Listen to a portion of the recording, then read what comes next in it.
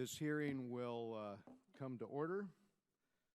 Our thoughts and prayers are with those in Brussels in the aftermath of this morning's attack.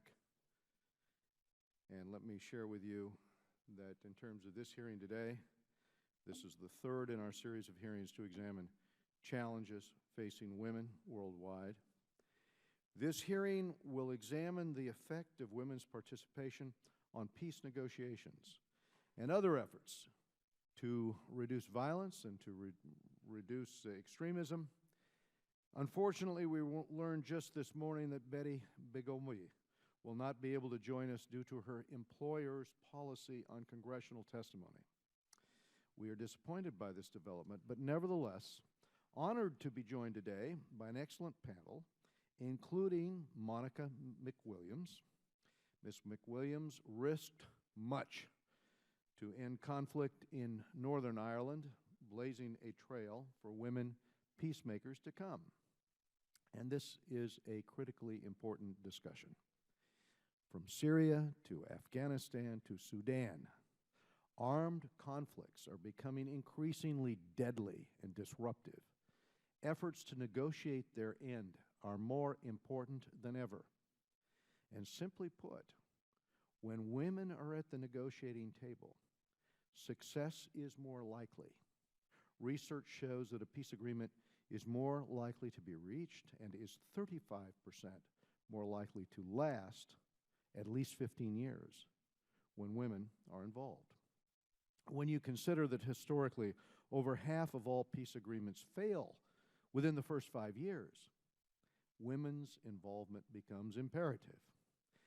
Think about the lives saved. Think about the economies maintained by a 35% decrease in repeated conflicts. Moreover, the way in which peace agreements are negotiated is changing. Instead of a traditional ceasefire and division of territory, talks now lay the groundwork for future governance structures and social institutions. Not surprisingly, when women are excluded from these essential discussions, their rights, their interests are overlooked and often are undermined. Out of nearly 600 peace agreements signed between 1990 and 2009, only 1% referenced violence against women. This has major implications, not just for a country's women and girls, but also for its broader governance and stability.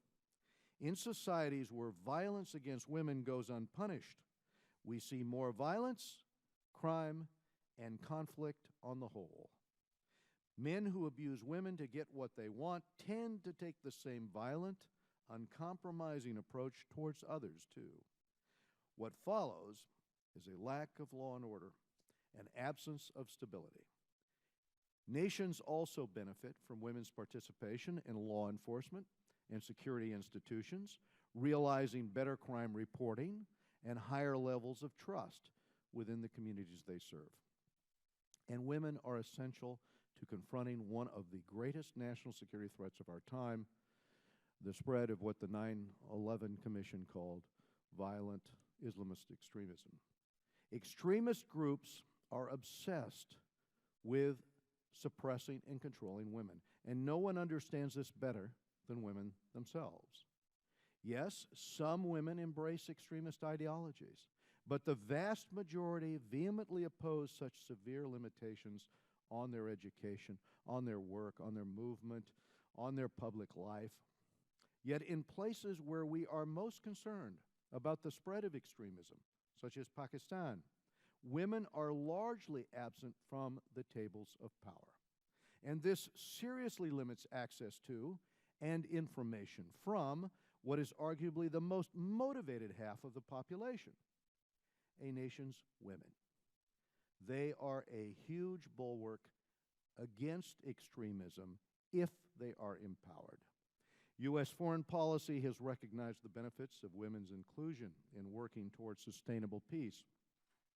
And while Iraq and Afghanistan have been challenging, our efforts to push for women's participation have been helpful. And current work by the State Department and USAID to train and assist women's groups should be supported. Of course, the struggle for women's participation is certainly not just a foreign concept, and we as a nation are still making progress. One of the important things that men can do is stand with and be deserving partners of women in their fight for representation and equality around the globe. And of course, listen. Women on my staff made the point that we need to do a better job of recruiting female experts for our hearing panels. And I look forward to the day when we have more women serving on this committee. Ambassador Wagner. And because, as I hope today's hearings will demonstrate, the benefit of women's participation and the risks of their exclusion in all aspects of governance and peacemaking are too great to ignore. Let me turn, if I could, to our ranking member, Mr. Sherman from Los Angeles, for his opening statement. Thank you, Mr. Chairman, for holding this important hearing, and as you point out, one in a series of 3 hearings focusing on women and foreign affairs, our others being on women living under ISIS and women in technology. In general, in 20 years on this committee, I've learned that when a country educates its women, when a country allows women to participate in all aspects of the society and economy, that country grows, both economically, socially, and in its ability to maintain communal peace. I want to join you in condemning the terrorist attacks in Brussels and expressing the sympathy of all of us for the victims, for their family members. I look forward to learning why the World Bank will not allow its officials to testify before us. Without objection, I'd like to enter Jan Schakowsky's statement into the record, fine member of Congress who does not serve on our committee. So ordered. Before I touch on the importance of women in the peace process, I want to point out the United States has made, under President Obama, progress in opening the door to involving women in our national security process. We have, of course, a woman as National Security Advisor. We've had women as Secretary of State. And now, just last week, President Obama named General Lori Robinson to head the U.S. Northern Command, making her our nation's first combatant commander. It's not only important, though, that we ensure that women are included not just in the military and national security, but in the peace process and in society at large.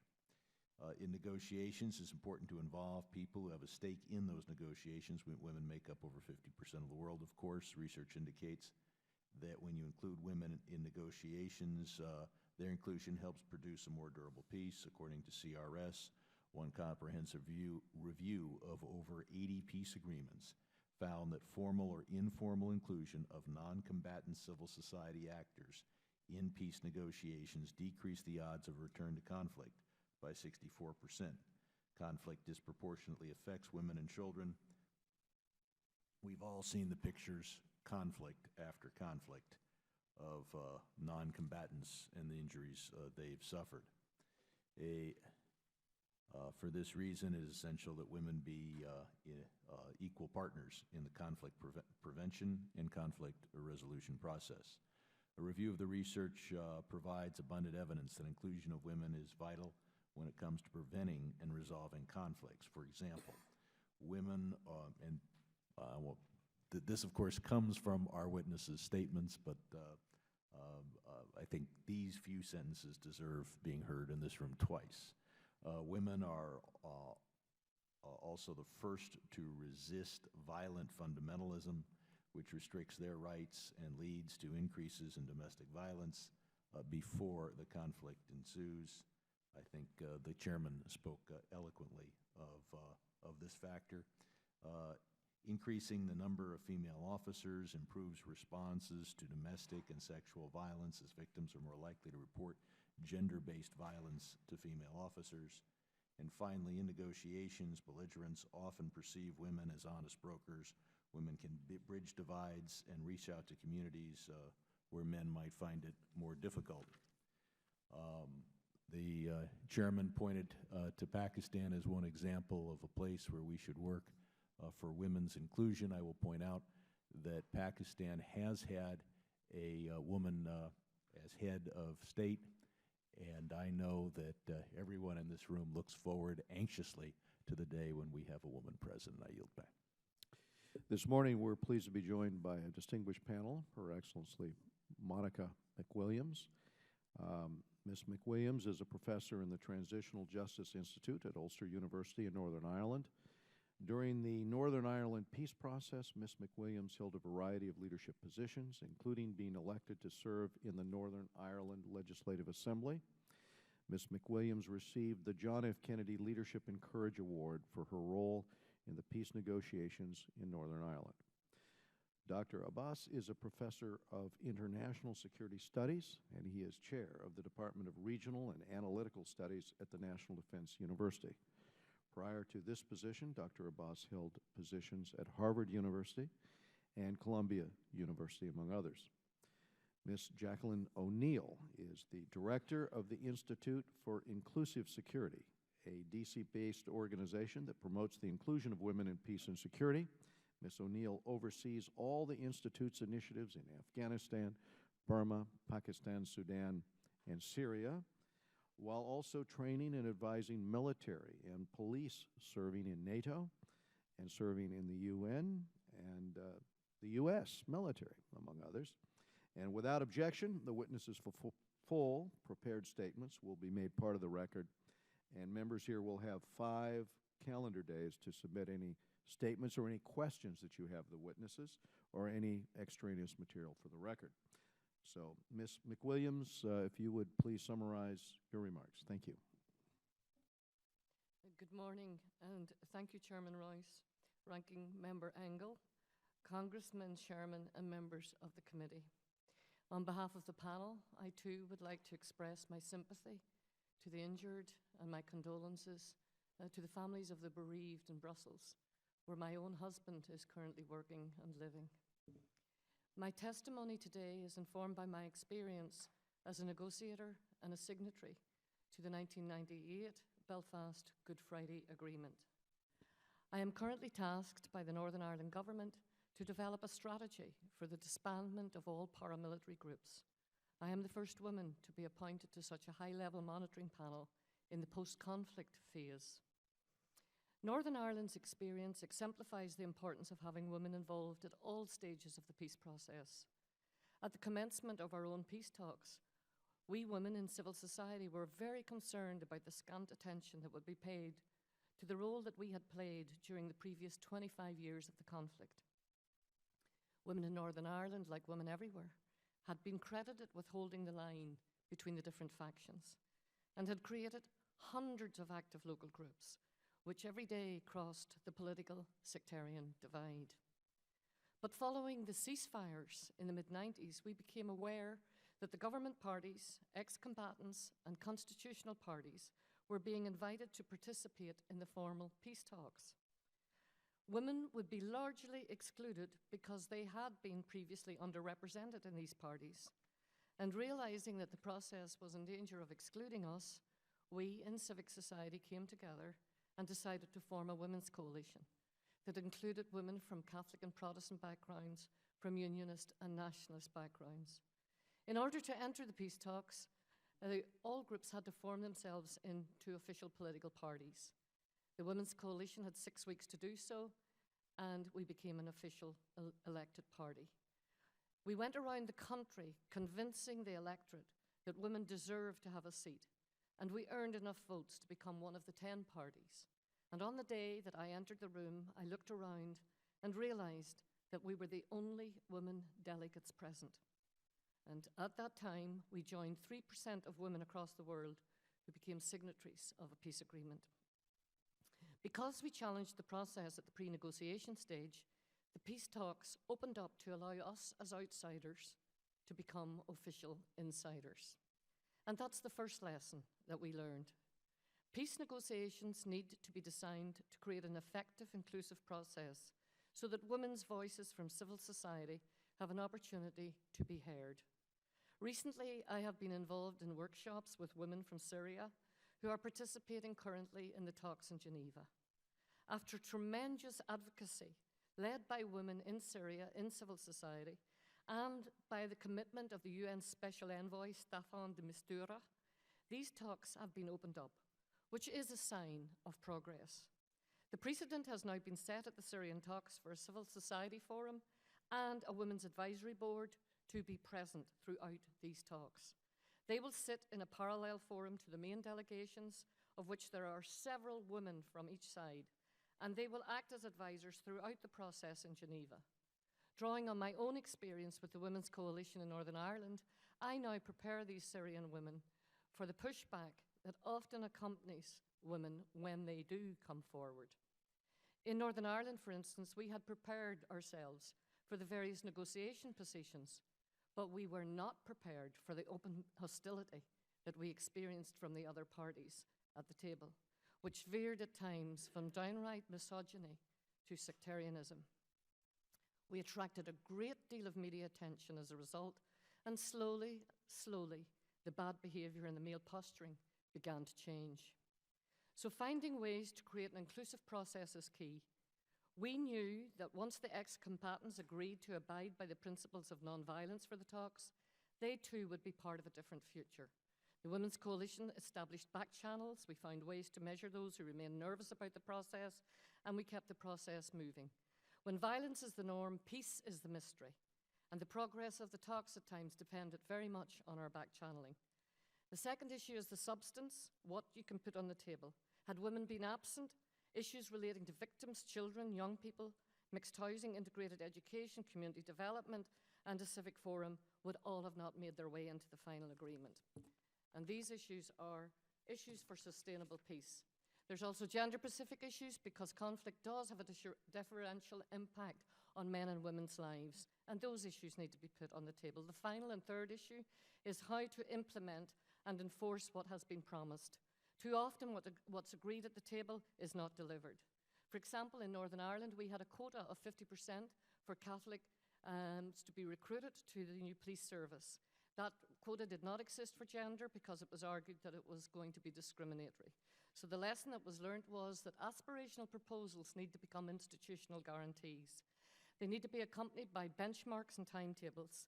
And when there's an absence of a critical mass of women in the legislature and in the bureaucracy, we need to have champions. So here I want to commend the role of the US government at that time and right up to the present, which has ensured us that those champions have been available from both the Democrats and Republicans.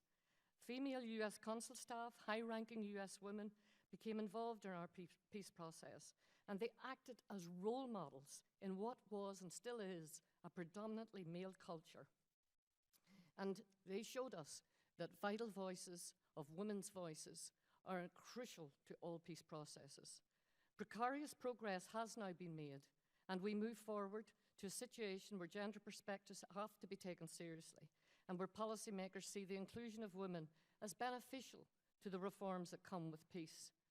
Peace agreements are important because they address the past and they articulate the priorities for the future. Women need to be a central part of that, and when they are, mountains will move. My written testimony today includes several policy recommendations, which I'm happy to answer questions on. Thank you.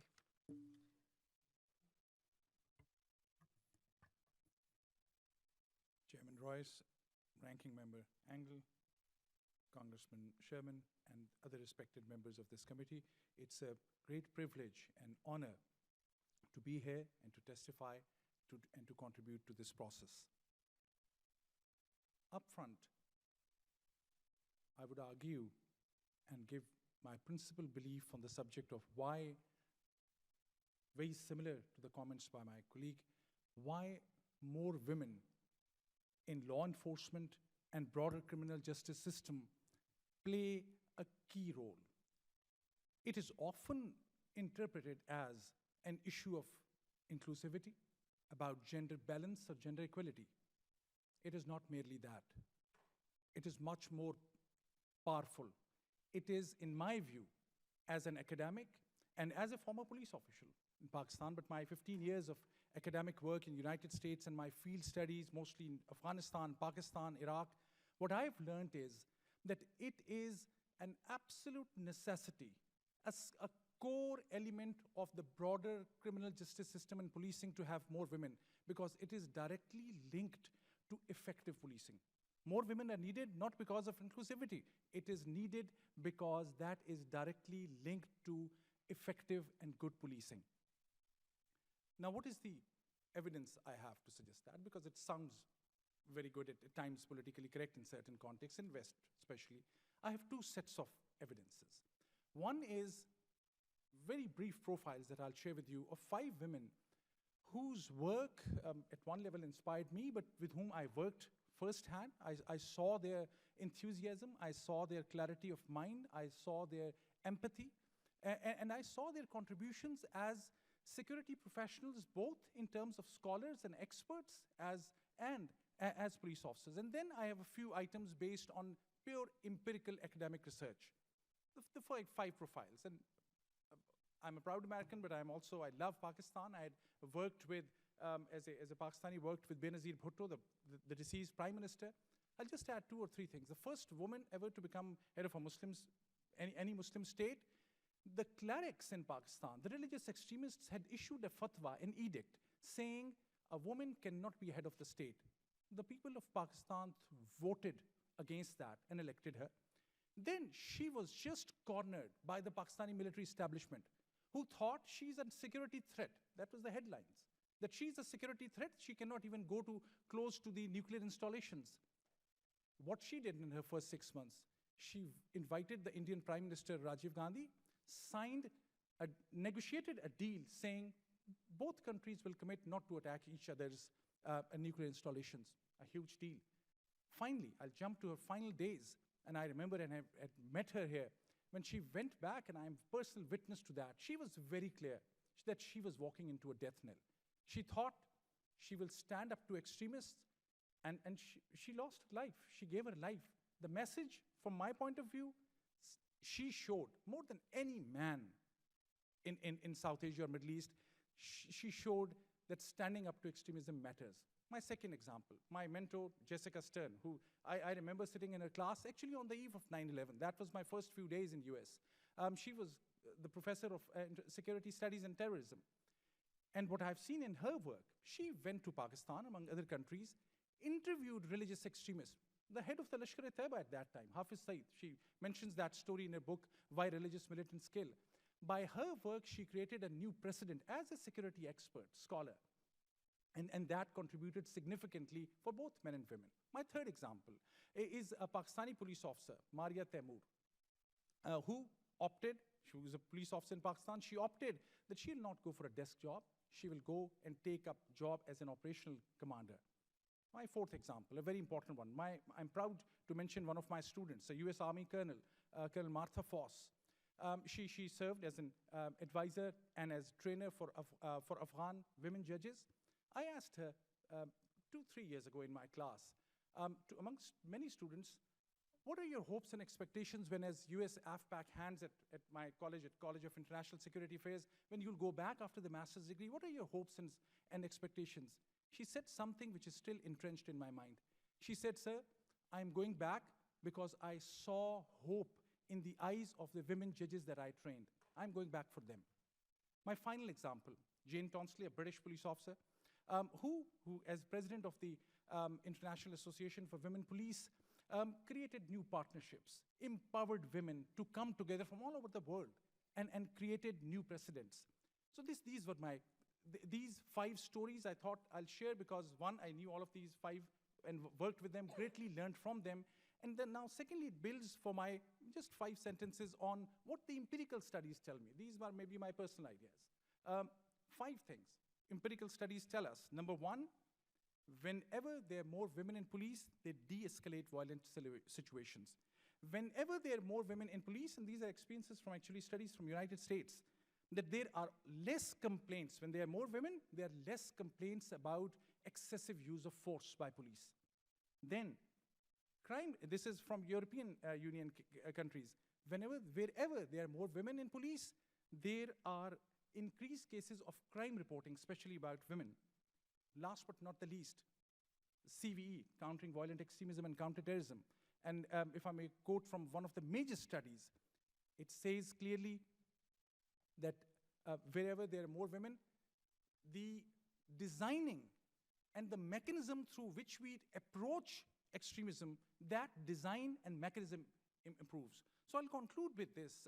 Thank you for, I'm going a little over time, but my final sentence is, so what can we do based on these two sets of things? I would say, number one, first and foremost, we should think about involving more women in advisory positions. Whenever we have these missions across fundings, there have to be more women involved. Secondly, there have to be more funding to look at how in the academics and the policy world, investment in them to see how women, more women in police has a direct impact on better policing. And last but not the least, greater recognition of the works done by female leaders, such as Benazir, such as the president of Kosovo, who was a police officer, and like my colleague here, who have done tremendous things for rule of law, for empowering women, but most importantly, for justice. Thank you.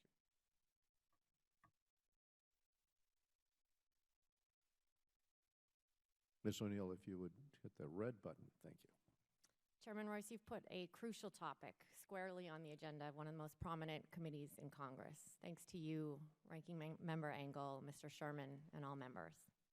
For more than 15 years at the Institute for Inclusive Security, led by Ambassador Swanee Hunt and thousands of members of our global Women Waging Peace Network, we've increased the inclusion of women in peace and security processes.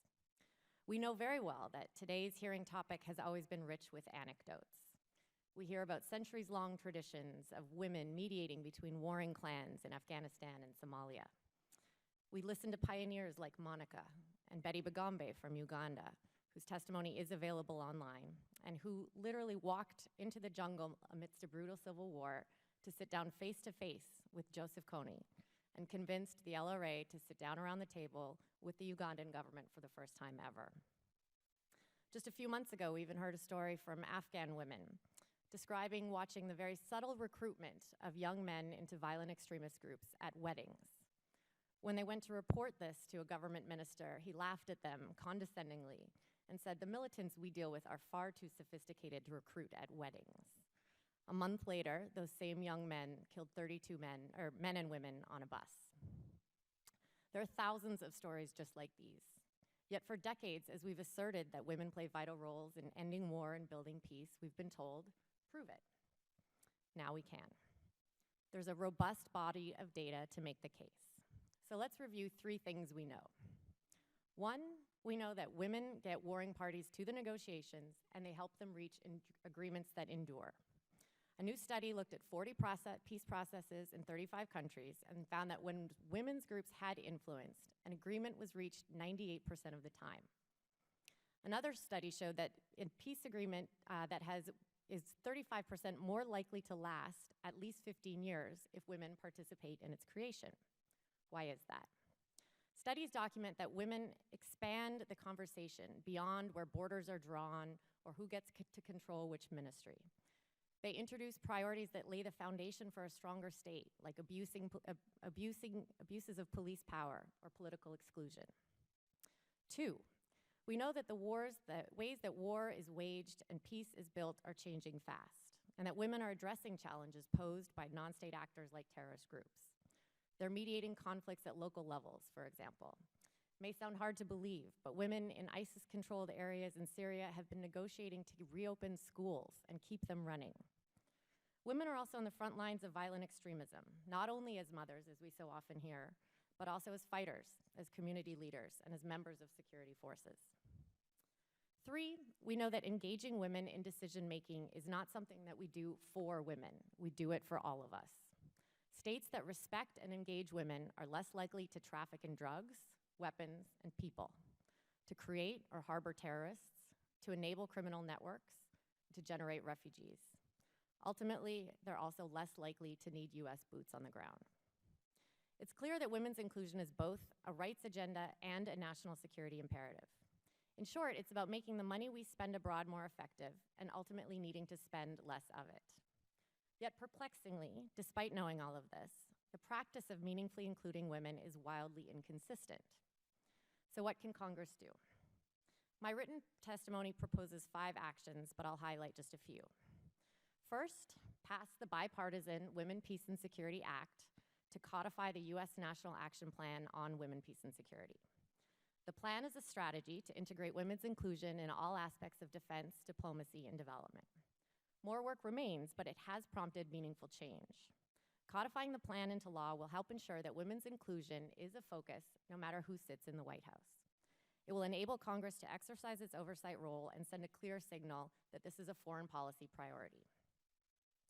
Second, Congress can make small investments that pay big dividends. For example, last year, for the first time, Congress ensured dedicated funding for the recruitment, retention, and professionalization of women in the Pakistani police force. Women constitute about 1% of those police forces, and their absence has a tremendous negative impact on the ability to stabilize communities and counter violent extremism. This year, we hope Congress will maintain its support and dedicate at least $5 million more for these efforts, as was specified in the Senate spending bill last year. To put this in perspective, this is a tiny, minuscule fraction of overall U.S. spending on terrorism with significant and disproportionate results. Third, ask targeted questions at every hearing, particularly of nominees. Imagine if a potential appointee was asked how the principles of the U.S. National Action Plan are reflected in his or her priorities. Even the fear of simply being caught without an answer would prompt meaningful reflection. And fourth, as the chairman and his staff apparently referred to earlier, when holding hearings related to international crises, peace, stability, and security assistance, be sure to invite a significant number of female experts. Brookings did a study last year looking at the 45 congressional hearings on the Iran deal over 1 year. Out of 140 named witnesses, only 6 were female. And as one creative pundit pointed out, that demographic breakdown is strikingly similar to that of Iran's own parliament. The evidence could not be clearer. When women are included, societies are more stable. We can't afford for this to be an afterthought. As a member of our network from Afghanistan recently said, the world talks about including women. The extremists are already doing it. By convening this hearing, Congress sent a powerful signal of bipartisan support to the millions of the women around the world who are seeking a voice and a role. The legislative action that I hope will follow would be a meaningful declaration that their work is valued and that the U.S. Congress stands behind them. Thank you. Thank you, Ms. O'Neal. The first question I would ask, in our first hearing in this series, we learned about ISIS's horrific use of sexual violence to devastate families, to devastate communities. But the Assad regime's prisons are notorious also for the unbelievable level of rape and torture. We had Caesar, the military photographer, who documented some of this, testify here. So you have thousands and thousands of Syrian women who've been imprisoned in those jails, in Assad's jails, many simply for organizing aid deliveries or rescue operations that defied Assad's blockades. So, Ms. McWilliams, you've been helping to train Syrian women who are now participated in this latest round of the UN brokered talks. In a traditional society like Syria, where even the suspicion of rape can break families apart, can you speak a little about the importance of women's inclusion to address the long-term effects of widespread sexual violence in conflict? Thank you very much, Chairman. And let me give you a picture of what it was like last month when I was with the women. And word came from Riyadh that there may be some detainees going to be released as a confidence-building measure in order to get the talks started. And so we asked the women to sit down and consider which women would be on a list if they were to be released. And therein lay the first problem. There was a documented list and a non-documented list. And the women started to argue about whether they could switch some of the women who were undocumented because their parents had come to the women and said to them, "We do not want anyone to know that our daughters are inside Assad's prisons, because when they get out, this will be an issue of their honor." And so the women had to carefully negotiate that night which women would go on the list and be sent back as a confidence-building measure before the talks would start, that a number of them would be released, both women and children. And that, for me, coming from a different culture, was a real lesson. So the issue of sexual violence is horrendous. There were women in the room who had experienced sexual assaults and who had been raped in all-male prisons and who couldn't speak. And they also said other women got up and expressed their solidarity towards them and apologized to them and said, "We are so sorry that you were left alone. But again, we in the community were told not to single you out in case this word came out, that you were there." So you can see the difficulties, Chairman. And this is what I meant when I was giving my testimony about the differential impact of conflict on men and women's lives. The other issues that we're facing are in the refugee camps. The women were telling us that in some of these camps, ISIS were trying to take the camps over. They were incredibly courageous, incredibly resilient, and they were refusing to let that happen. There were some concerns about the Sharia courts being used to make judgments on very young girls who they knew to be raped. And so that was also an issue. But what they're doing, and I think is incredibly important, and what we did too, was they're documenting all of this so that these human rights violations will be on the record. There should be no impunity for such incredible sexual violations. And they're making sure that one day, if transitional justice comes about, that these issues will get the priority, which in the past, as you know, in the Second World War, they did not. Mm-hmm. Yes. Ms. O'Neal, although Ms. Bagombi was not able to join us today, I know you're familiar with her very successful work with Ugandan women to encourage a large number of defections from the Lord's Resistance Army, where Joseph Kony had captured children, the girls for concubines, the boys for child soldiers, for him and his lieutenants. I find this kind of community outreach very compelling and potentially very relevant to other conflicts in which it's very clear that we need to be smarter about countering this kind of extremist recruitment. For example, Al-Qaeda or ISIS in particular, or Daesh. Can you speak a little more about what these kinds of initiatives mean in terms of the untapped potential for women in many places where we're trying to counteract this terrorist recruitment that's underway? And I'd afterwards ask Mr. Abbas for any insights, any comments he might have as well. Thank you, Mr. Chair. You referenced Betty Bagombe's work briefly to describe, for example, one of the things that she did. She organized groups of women to write letters to LRA combatants, to LRA soldiers, explaining what would happen to them, what services would be available to them, what programs they could access, were they to voluntarily demobilize, come out of the bush, and rejoin their communities. They handwrote these letters, and they had their female family members, wives, friends, deliver them directly. So Betty organized a group of other women to do this. They did so in a way that appeared non-threatening, non-political. No one assumed that they were doing anything scary because they were a group of women organizing. They created these letters, delivered them, and as a result, 2,000 members of the LRA voluntarily demobilized. Can you imagine the cost savings and the savings in human lives from that not being a military action or a forced demobilization? And that's exactly the type of creative solution that women around the world are using. Women that we speak with and work with around the world talk about the importance of having women in all aspects of decision-making regarding government and other programs aimed at countering violent extremism, so that women are not viewed solely as victims who need protection or the provision of services from the state, but who are also providers of services and who have agency in their own. Noting to us that one of the ways that some women are actually attracted to these violent extremist movements are by false promises of agency, of being a lioness in some senses, of being targeted for the opportunity to make a change or a difference. And so the importance of providing an alternative narrative for hope, for a role in determining their country's future, et cetera. And the more women you have engaged in the upstream program design and upstream thinking, including in security forces, the more women you are going to be affected and actually authentically reached by these outreach efforts. Thank you, Mr. Abbas.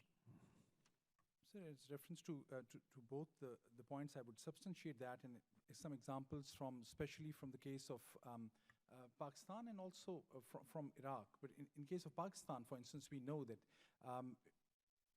when in one case, Swat, where the militants had taken over around 2009, if you remember, we knew that they're about 100 miles, a 1-hour drive from Islamabad.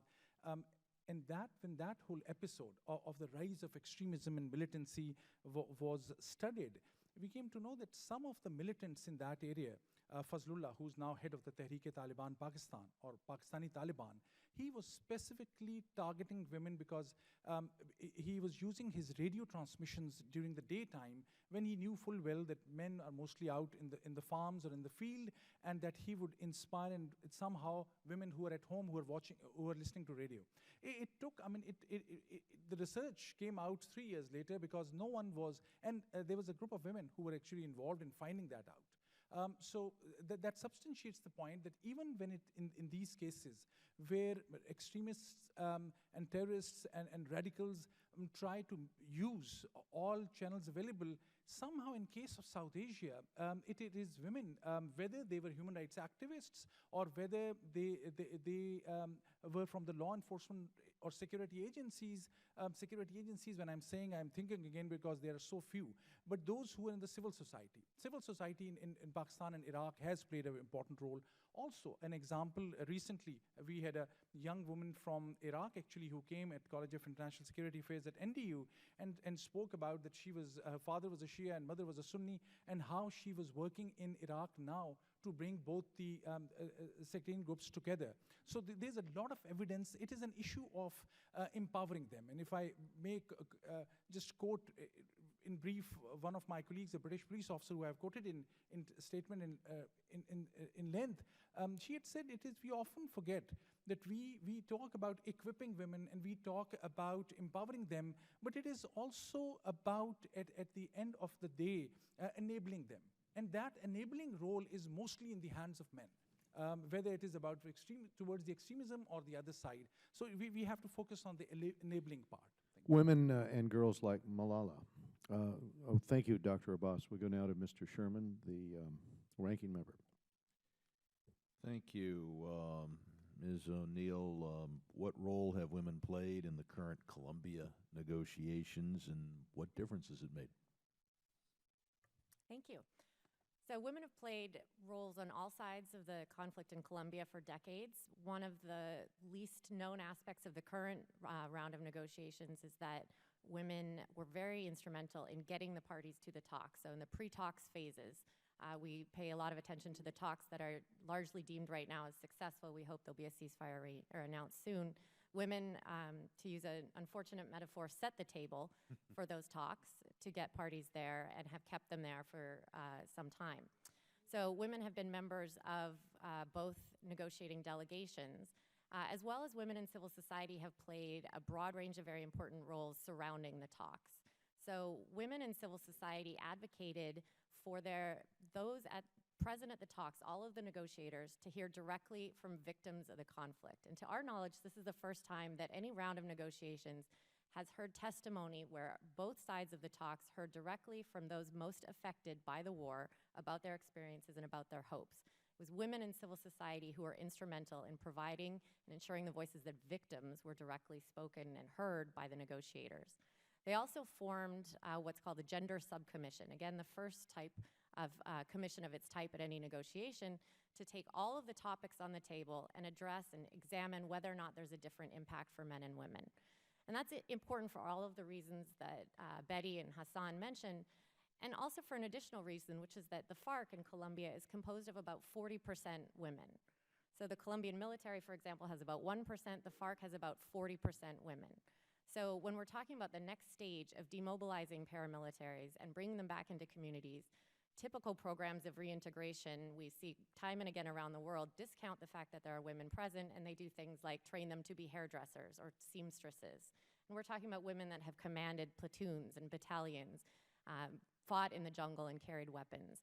And so women around those tables, women designing those programs directly, are going to know exactly what it's going to take to get women out of the FARC and back into communities in a meaningful way. So in conclusion, their response and their impact has been substantial. Thank you. Dr. Abbas, I've been trying to understand Pakistan for 20 years.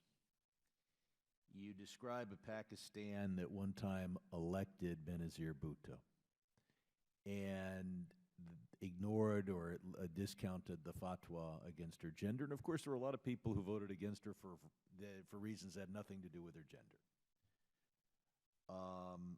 Now I see a Pakistan in which girls are attacked for going to school. Those who try to punish their attackers are attacked, and those who attack are glorified. Has Pakistan changed, or have these very different views on the role of women been there and had substantial support for decades? Thank you very much for that question. I'll be candid. I saw Pakistan drifting towards extremism in a very step-by-step fashion. From the Afghan jihad years onwards. And I'll not go into that history, you know that better than me. But that changed Pakistani dynamics when militants from 40 different countries, exactly the way it is happening with ISIS today. When those militants from all across the world came in, Pakistan housed them. And thinking they will use them in Afghan jihad, which US was on board, Saudi Arabia was funding, everyone. But they forgot, the Pakistani security establishment especially, that those people who were performing those roles had an internal agenda as well, which was a radical, extremist, non-democratic, non-pluralist Pakistan. And those forces who, for instance, all the religious parties together could never win more than 8 or 9% of the vote, ever. But then there was one stage, they became very powerful. I would argue one of the reasons why that happened, and this is honestly and frankly not very much discussed in, I would say, US policy circles, the idea of authoritarianism and military dictatorships. If I may take liberty, General Musharraf, I worked with him, great man, his heart was in the right place, but the damage that his authoritarianism did to Pakistan was also irreparable. So it is Pakistan's involvement in conflicts, Pakistan's entrenched rivalry with India, which they think anyone who's fighting in India is doing a freedom fight, and how all those people have radicalized Pakistan.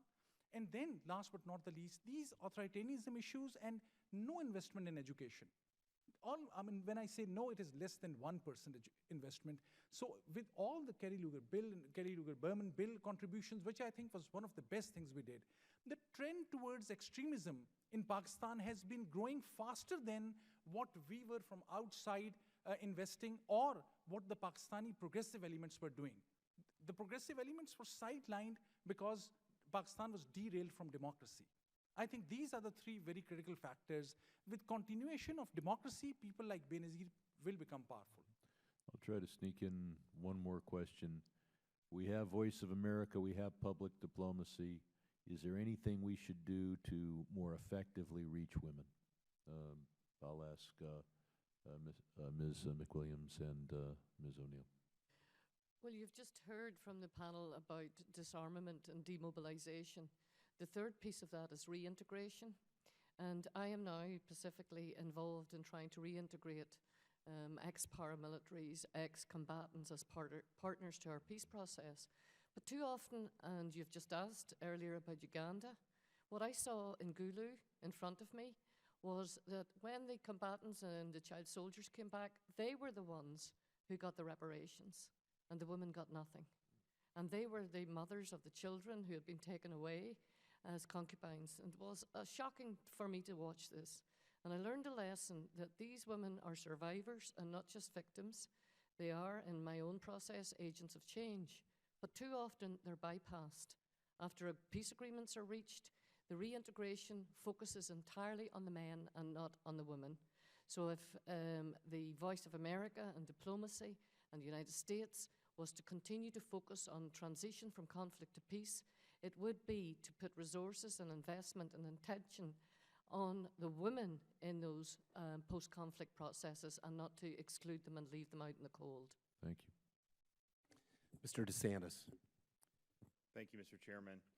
Ms. O'Neal, in some of these societies where women haven't been afforded opportunities to serve in high positions of government, how do you convince some of the negotiation organizers that they have something to offer? Are there alternative qualifications that can be stressed, and how do we make sure that those voices can be heard? Thank you. First thing is that I try not to convince them. I let the women themselves convince them. And there's never a shortage of women who will speak up for their own interests and their own desire to have a decision or a say in the decisions that affect their own lives. So the most important resource that we all have available is the women within countries affected by war who are at the front lines already calling for their change. And our objective is to amplify their voices. You asked about alternative qualifications, and that's an interesting question because, first of all, many women themselves don't recognize the qualifications that they have to be part of those conversations. So they're connected to their communities. They have a unique ability to bridge divides between warring groups and disparate parties. They have an ability to reach compromise and consensus. They're constantly negotiating and seeking middle ground. These are the skills and the talents and the qualifications that we need most around negotiating tables, whereas we have a system right now that tends to reward those only who took up arms. So those who did the very challenging work during a war and will do the challenging work of rebuilding it afterwards are perceived as not having the right qualifications. So what can we do to get them there is, number one, recognize that and ask the women in every country in which we're working how we can best support them. And also to Mr. Sherman's earlier question, what can we do, how can we use this voice? Many people look to what the United States says diplomatically for guidance of what is important or what are priorities. And when the U.S. is speaking about it, when it adopts a national action plan, when it codifies it into law, the U.S. is making a clear statement that women's inclusion is not an add-on or an afterthought, but that we see it as core to actually achieving all of the rest of our foreign policy objectives, and that it's not something that can be culturally discarded or left in the hands of only a few people, but it's something that matters to us. So in all of our strategic dialogues, Pakistan-U.S. strategic dialogue, pre-negotiations with the Taliban in Afghanistan, anywhere else we have significant high-level negotiations or contact, our most senior diplomats, and not just women, but men too, should be raising this issue and emphasizing to all of our partners the importance of women's voice for the exact purpose of their being able to enhance the endurance or the sustainability of any agreement that's reached. Thank you. Ms. McWilliams, can you tell us a little about your experience in Northern Ireland? Were what you were doing effectively implemented after the Good Friday Agreement was reached?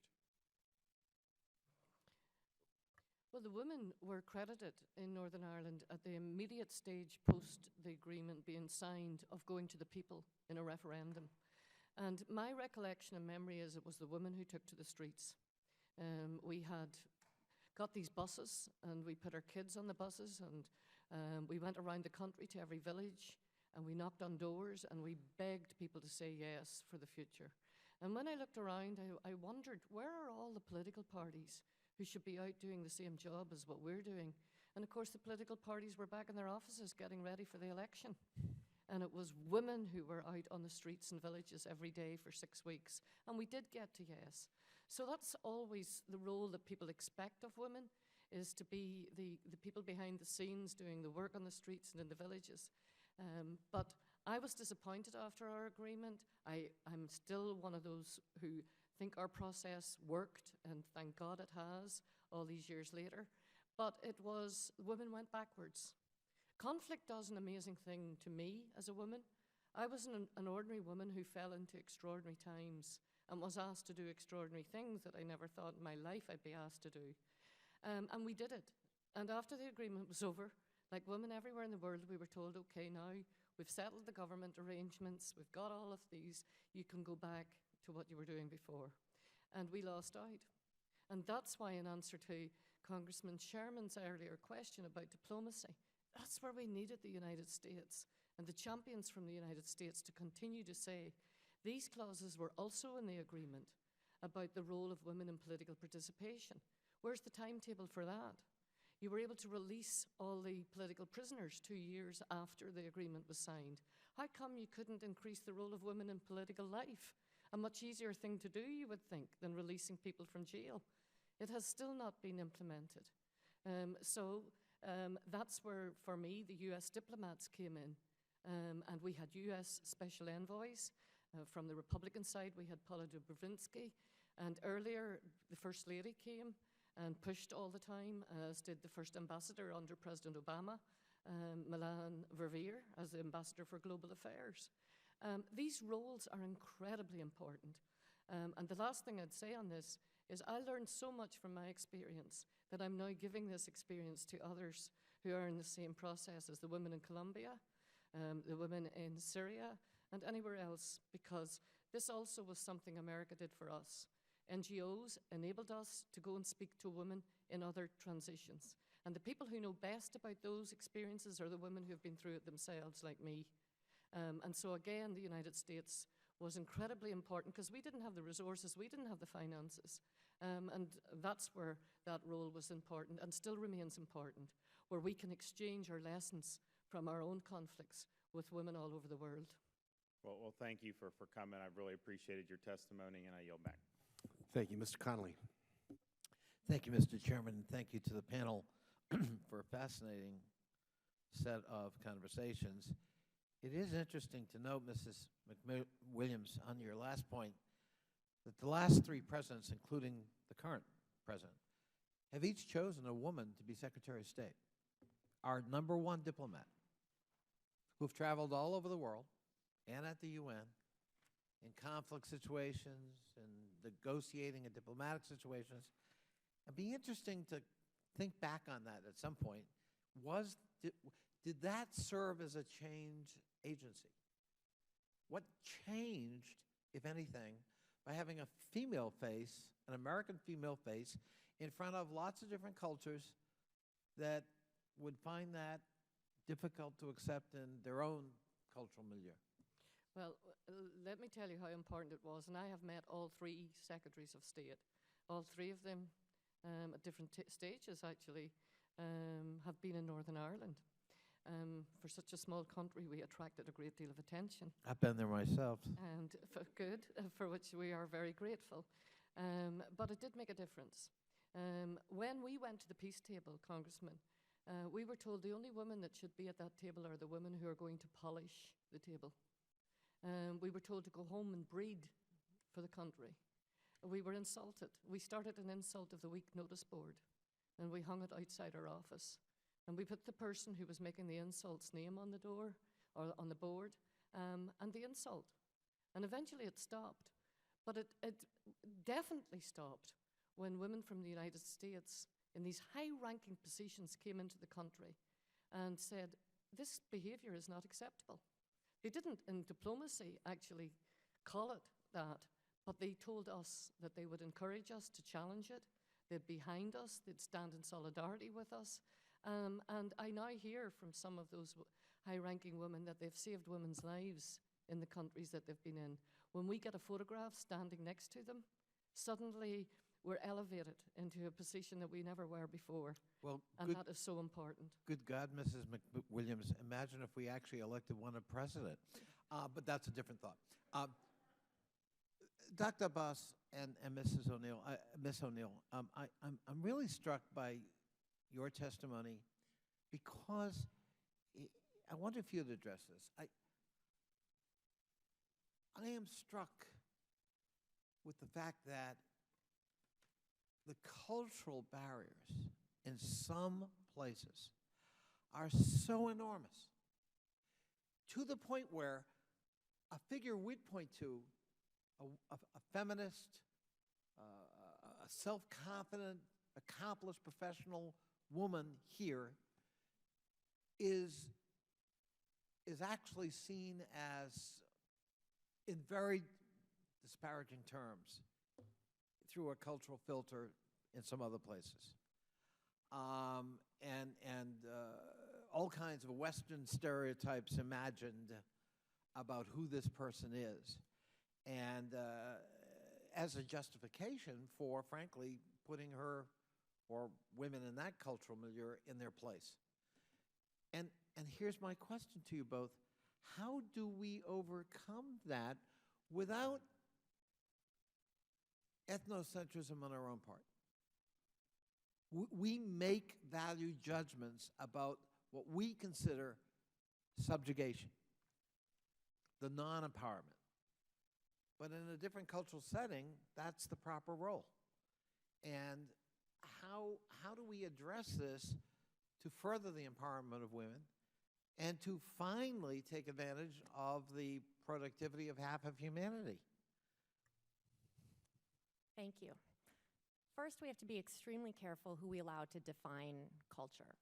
So do we let the Taliban in the year 2000 define culture? Do we let the Afghan women who have fought so very hard on their own merit for the last 16 years to define culture? We have to look inside the culture at the various forces within it. And I think one of the most dangerous things that we can do is take a surface look at culture, believe we understand it, and then end up supporting really only those who have a vested interest in preserving the culture or more realistically preserving power. So what we have to do is ask women within those communities, and that has to be an authentic conversation. It can't be a 45-minute meeting one time only, but to ask them how to support them. So in my perspective, culture informs tactics. It doesn't inform our fundamental values. So if we believe that it's a value, equal treatment is a value, an opportunity, that women have a right to do that, and that women's presence is actually an investment on our part, then it's upon us to ask how we can do that, how we can work with those women in a way that makes the most sense. And to keep in mind that the entire, this whole issue is not something that originated in the West. Even at the United Nations, the topic was first brought up by countries from the global south, from Rwanda, from Bosnia, women who'd lived in the war, who had these vital experiences of being on the front lines, of stopping the conflict, of building communities, putting them back together, et cetera. And then they are the very ones who sometimes hear, often from Western policymakers, that, you know, it's against it's against your culture for you to be around this table. So we have to listen to the women saying, allow us to define our own culture, our own changing culture, to recognize that war changes culture, and to allow us to assume the role that we want to play for ourselves. I don't want to diminish the importance of doing this carefully and with great respect, but to simply say that it's culturally inappropriate or it's culturally fine for certain practices to happen in some place versus another, when in fact it's against what we fundamentally stand for and value and that we know is to be efficient, isn't an effective argument. Congressman, I would mention three things that first come to my mind. And the examples are, in one case, beginning from Pakistan. For instance, there's in many, when I say Pakistan, I mean actually South Asian states and many Middle Eastern states, it's the common feature of the cultural notion is that women are not seen in roles of national security or as police officers or as even intelligence officers or who are coming out defending their nations, defending their societies. And that's, that role, two or three examples tell us, can change very quickly. Indonesia. In Indonesia, what they did very smartly was they started appointing women as judges of what they call the Islamic courts. And that had a huge impact. More women started coming out, decisions started changing. Turkey did the same thing in their policing sector. In case of Pakistan, before Benazir Bhutto, I think there were hardly any women who you could mention who was playing any important role, but now whether it was an ambassador from Pakistan, Sherry Rahman, who was ambassador to US, Malia Lodi, who's currently Pakistan's ambassador to UN, so many experts from the human rights side on the security expertise has been developed because that one agent of change inspired and motivated so many others. So anything we can do to support that, for instance, my question is when the counterterrorism money was given to Pakistan and other countries, that was somehow always tilted towards the very, very military side of things. We never thought that law enforcement and criminal justice system can actually help defeat extremism or militancy. Then when we started thinking about it and started giving money to the law enforcement forces, women issues or their representation was never a priority. It is now becoming, thanks to all of you. But one more point very briefly I want to touch upon, and that's, I say it as a proud Muslim, but in Middle East and in South Asia and many Muslim countries, there's something has gone terribly wrong with the religious education spectrum. And even though in Muslim history, I can mention so many women, there's just one I'll mention, because I think, and I heard from Benazir Bhutto, that she was inspired by that Muslim figure. Although if I today do a survey and ask Middle East, with all the due respect, I have great friends there, I go there all the time, if I ask them about any historical Muslim figure who had played a prominent role, probably they'll come up with very few names. One name, Zainab. Zainab was a granddaughter of the Prophet, but she had taken a stand against Yazid. Yazid was a caliph, a Muslim caliph of the 7th century. She challenged him against his oppression single-handedly. Her whole family, this is related to Karbala, where Hussein was killed and buried. That's why all the people go to those shrines. But the message of Karbala or Hussein, or that biggest tragedy, was not propagated through men. It was done through a woman named Zainab.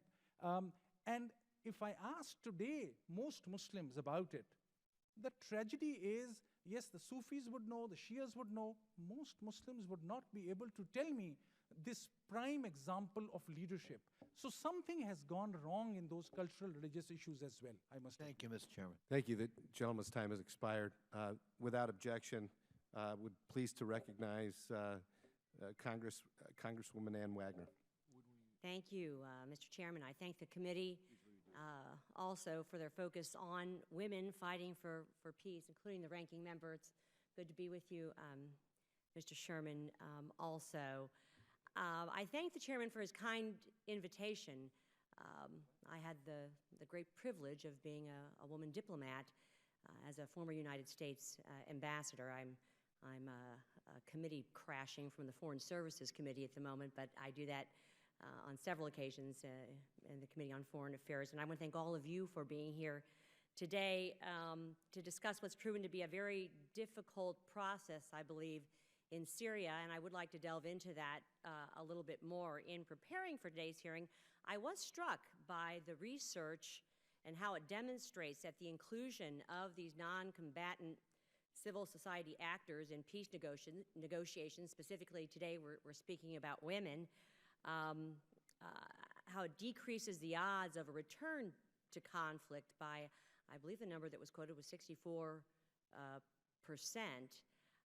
I have to say, as a former woman diplomat, it is an imperative that we be at the table on, I believe, all issues of foreign policy, peace process. It is imperative in terms of the success of the negotiations, but perhaps even more important and duly noted here today as a pre-talk process that we play, but most importantly, selling the policy and the peace back at home.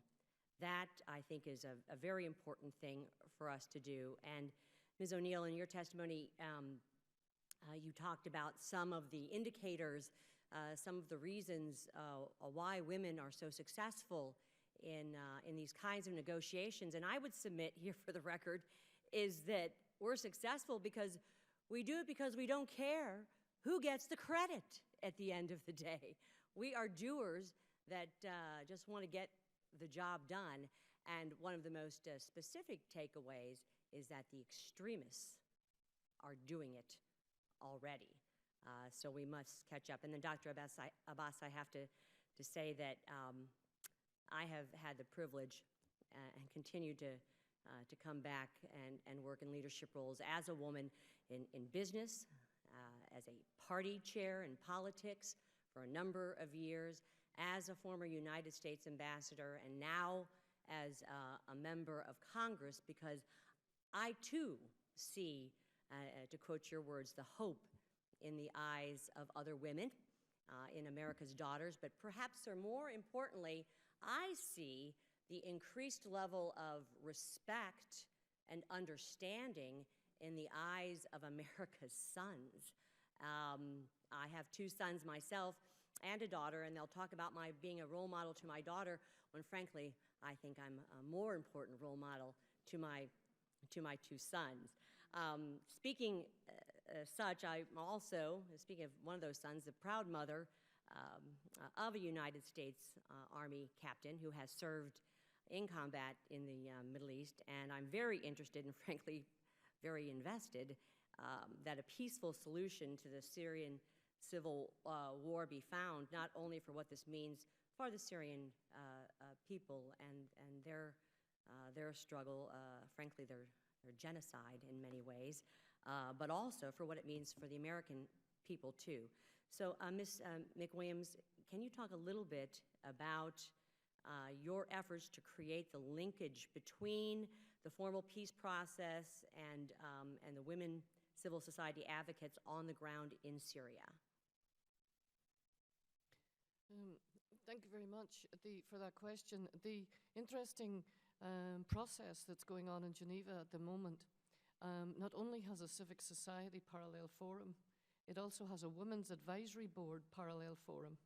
And then inside the opposition coalition, there are 3 women delegates amongst the 15, and amongst the regime, there are 3 women delegates. And the opposition coalition have formed an advisory committee of 15 women. So for me, it is definitely setting a precedent of the acknowledgement that women have in that process from civic society, but also as women being able to be participants inside the United Nations process that's currently being run as proximity talks. One of the things that I concentrated on was some of the issues that you raised earlier around culture, that the women need to prepare themselves for a new constitution, and they should not allow forced marriage to return at the age of 13. They are stateless if their husbands die, and many of them are now widows, and they can't pass on statehood to their children because it's not allowed as women. If those women were not at the table, if they weren't inside the process, those issues would, I suspect, not be prioritized in the agenda and perhaps forgotten about once the agreement was signed. So statelessness for you and me would be incredible, not to be able to pass that on to our children. And given that so many men have lost their lives, this is a very real issue. And there are many other issues like that which we already touched on. These are political issues. There is no doubt in my mind. We used to say in our process that the women were expected to put the small p on the table. But this is the big P. And these are big P political issues that need to sit alongside what always gets concentrated on if only the ex-combatants are at the table, which is release of prisoners, which is security sector reform of the army and the police, criminal justice reforms. All of those are exceptionally important. But for sustainability of peace, which is what you've just referred to, that's where the women become crucial. And that, Ms. McWilliams, also is what you talked about in terms of the reintegration effort that must be a part of keeping the peace, and that women must, that if they are at the table, they must be a part of that reintegration process. And I do hope that to the extent that the West is involved, and certainly the U.S., we can serve in a greater capacity in elevating that in terms of the sustainability. Gentlewoman's time has expired. Chair will now recognize Mr. Barrett. Thank you, Mr. Chairman, and thank you for this hearing, and certainly want to thank the witnesses. Here in the United States, this is Women's History Month, and when we look at great women throughout our history, whether it's Eleanor Roosevelt, Rosa Parks, or Harriet Beecher Stowe, who President Lincoln credits with very much ending slavery in the United States, we still have a long ways to go in our own country to elevate the role of women. If we think about women are over 50% of the population in America, over 60% of the undergraduates, over 60% of the master's degrees, yet less than 15% of the CEOs in the United States are women. Less than 5% of CEOs of Fortune 500 companies are women. Here in our own politics, in Congress, less than 20% of congressional membership are women, and only 10% of the governors around the country are women. So we have a long ways to go. Without getting political, can I ask the witnesses what their opinion would be of the public perception if the United States of America was to elect the first female president of the United States? How would the world perceive this? that'll be fabulous, one. I think that will have a huge impact. In terms of, and irrespective of the politics, I mean, the mere fact that a woman, and this is often asked, Bangladesh has the leader of the House, who's the president, the prime minister, the leader of opposition, who becomes prime minister, they're both of them, both women. India, Indira Gandhi, Pakistan, of course, Kosovo. There are so many other countries, Israel. There are many other countries who have produced amazing women as head of the states. Why not United States? We often hear this question. I think, yes, it is recognized that the women empowerment, that the way it has happened in the United States is unparalleled also. I mean, that is recognized. I think what was mentioned was so true.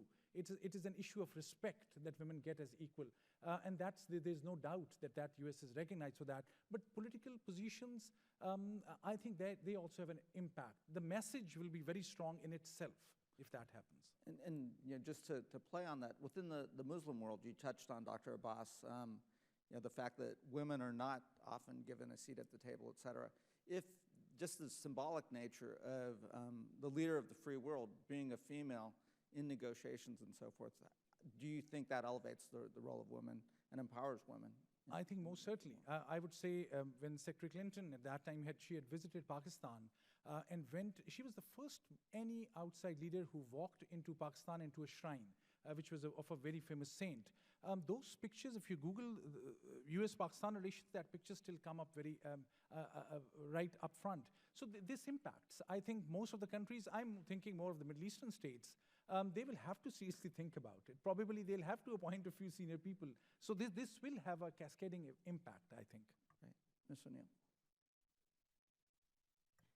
So certainly I think the number one qualification has to be someone being qualified.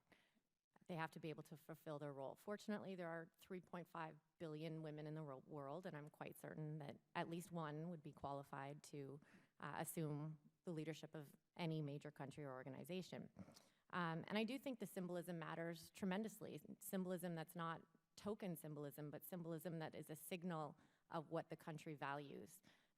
And people outside of this country are extremely smart. They understand when something is token or when something is sort of a patch to hide something else, versus when something is a signal that there is authentic change in a country and that there is a pipeline of women coming up at all levels, in all ranks, and in all fields, who are not just one top leadership, woman in top leadership, but a pipeline of women who are going to be positioned to serve in a whole range of areas. So it does send a powerful signal, yeah, and it's noted. Mr. McWilliams. Most certainly, because I know the former First Lady and Secretary of State personally. And believe it or not, we again are such a small country that she has come back time and time and time again to make sure that our peace process kept going. And the whole country, whether or not they agree ideologically with the politics of the Democrats, absolutely agreed that this was a tremendous thing that Hillary Clinton did. And should she become president again, I think it would speak volumes. But again, I agree with the panel that it's not just the face and the tokenism, it has to be the politics. The person has to walk the talk alongside women who have struggled. Otherwise, they don't speak the same language. They're simply there as an opportunistic position. And I don't believe that in her stature that she has done that. She has walked the talk. And she doesn't just make it out that it's for political reasons or for votes, although that may also be part of it. And I think it would be a tremendous symbol to the world to have someone like her become president. Great. Gentleman's time has expired. Without objection, recognize Congresswoman McSally. Thank you, Mr. Chairman. Thanks for holding this hearing today on this really important issue, and thanks to the panelists for your expertise. For my background, I was in the military 26 years. I was a fighter pilot, and the first group of women to do that, and first to fly in command and combat. I have long advocated in the U.S. that women need to be fully included into our security structure. I've long advocated that we need to be picking the best man for the job, even if it's a woman, across the board. My last military assignment was at Africa Command, and in addition to my responsibilities in operations, I was asked to help Botswana integrate women into their military for the first time, and did some other engagements in Swaziland, Lesotho. In fact, my last week on active duty was in Sierra Leone, addressing some of these issues. I had never heard about UN Security Council Resolution 1325 in my military career.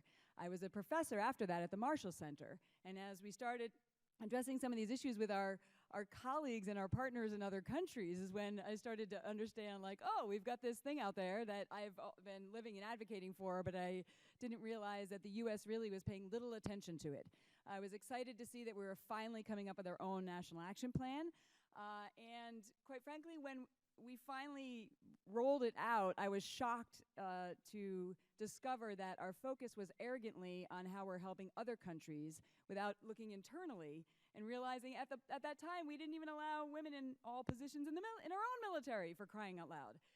That we were talking about how we're going to help other people while we still had a long way to go, both in our military, our security forces, in Congress. I mean, give me a break. We need to set a better example across the board. So I ended up lecturing on this. I went to OSCE meetings.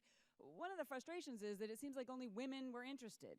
And unless we can get men to realize that this is not a women's issue, this is a security issue, and women must be at the table, which you all know well, then we are speaking in an echo chamber.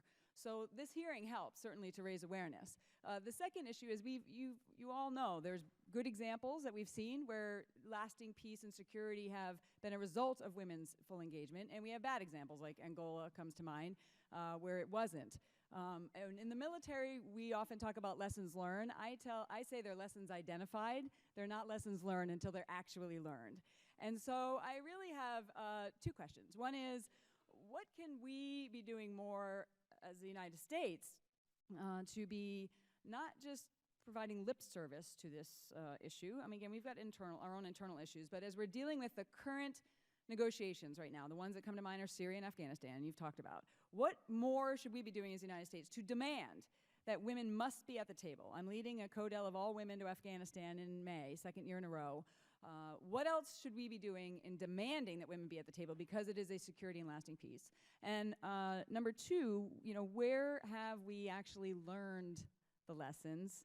Where have they been lessons learned versus lessons identified in our current contemporary negotiations? I just go down the panel, starting with Ms. O'Neal. What more you can do? First, within Congress, give the National Action Plan legislative authority, so pass the Bipartisan Women, Peace, and Security Act to ensure that that National Action Plan cannot be set aside by any future political leader. Secondly, you talked very specifically about how some of this guidance or these directives aren't actually part of the DNA of our security institutions yet.